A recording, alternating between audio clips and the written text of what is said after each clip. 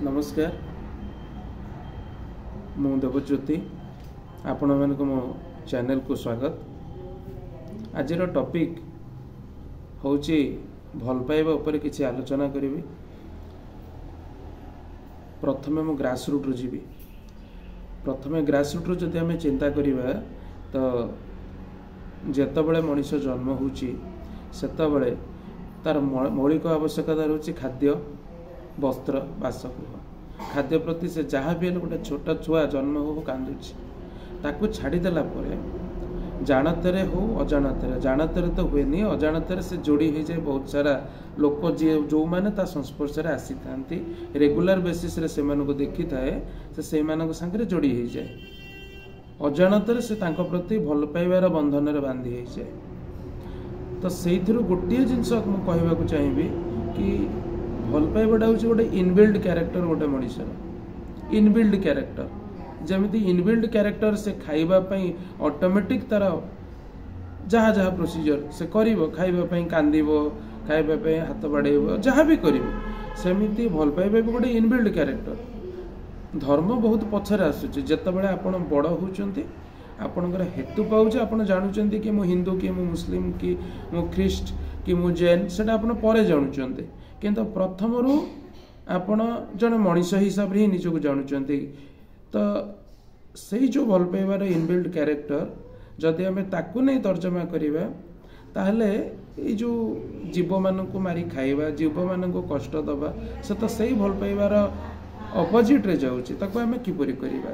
जने कहि पारंती कि ना एडा हमर खाद्य देह भल रहइबो जदि आम देह सुस्थ रखिबा पई खाउचे ताहले कौन आम आम निज देह सुस्थ रखा आउ गोटे जीव को कष्ट दबा सेटा ठीक कि आम देह जति ठीक रोचे रो ता माने नुह जे आम कौन जीव को कष्ट दबा कहीं ना से इनबिल्ड क्यारेक्टर। कौन से जाति तो कहीपरेनि प्रायतः जाति जीव जगत में जिते जाति अच्छा से निजर जाति को केबे खाती कि खाते तादेह कौन विटामिन्स न थाए कहीं खाते ना से अफेक्शन ही खाई पारते ताले अन्य जीव को कहीं खाऊं कहीं से विटामिन्स अच्छी एटी तो विटामिन्स भी अच्छी से जो अफेक्शन खाई पारु ना से अफेक्शन टाक आमको ग्रो करार अच्छे से इनबिल्ड क्यारेक्टर।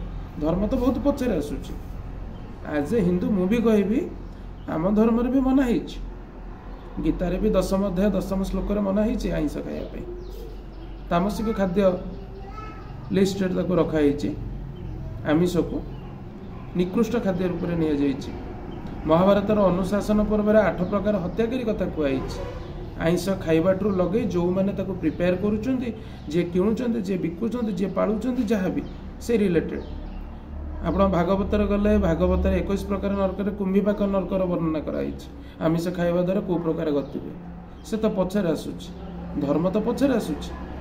धर्म को शास्त्र कहुए ध्रियत इति धर्म जोटा आमको धारण करुच्ची आम डेस्टिनेशन रे पहुँचाऊँ आम कौटू आसचे कुआड़े जीवा वगैरह वगैरह जहाँ भी हो सी ही धर्म।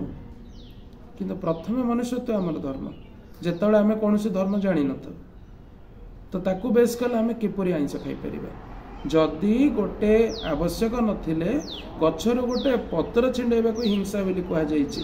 पतंजलि योग दर्शन जम नियम रे अहिंसा गोटे पार्ट अछि सेटारे कहा जायछि। महात्मा गांधी भी से कथा कहिथिले अहिंसा कथा को आमर जातिर पिता महात्मा गांधी बहुत एलाबोरेट करिसेंते बुझेइसेंते अहिंसा।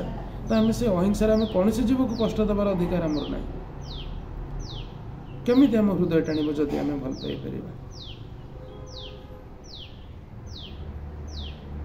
तेणु प्रथम मनुष्यत्व विकास करने दरकार ना तो पशु संगे सामान हो गला आम कि विचार न करी जी जहाँ पारे खाईदे आमर आवश्यकता ठार अधिक आम जदि खाऊे ताने जीवर स्वाद नहीं खाऊे जोटा कि आम ठीक नुह जीव स्वाद कौन आम गोटे जीवर हत्या करदे पारे किपर ठीक आपण मैंने विचार कर। जय जगन्नाथ।